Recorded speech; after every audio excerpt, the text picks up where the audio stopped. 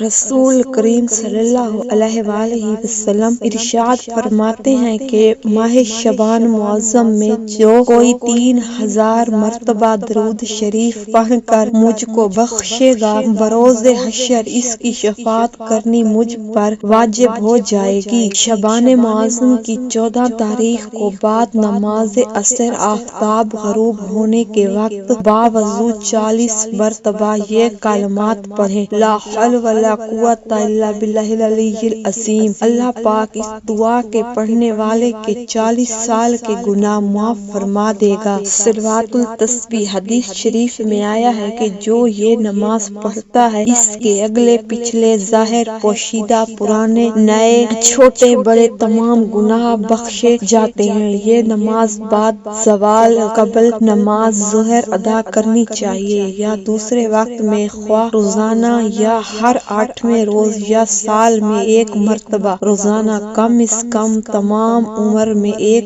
مرتبہ ضرور پڑھیں۔ شعبان کی 15ویں شب 2 رکعت نماز پڑھنی ہے۔ ہر رکعت میں سورۃ فاتحہ کے بعد آیت الکرسی ایک مرتبہ، سورہ اخلاص 15 مرتبہ، بعد سلام کے درود شریف 100 دفعہ پڑھ کر ترقی رزق کی دعا کریں۔ انشاءاللہ اس نماز کے باعث رزق میں ترقی ہو جائے گی۔ 15ویں شب ماہ شعبان 8 رکعت نماز 4 سلام سے پڑھیں۔ ہر رکعت میں سورہ فاتحہ کے بعد سورہ قدر ایک بار، سورہ اخلاص 25 مرتبہ پڑھنی ہے۔ واسطے مغفرت گناہ یہ نماز بہت افضل ہے۔ انشاءاللہ تعالی اس نماز کے پڑھنے والے کی اللہ پاک بخشش فرمائے گا۔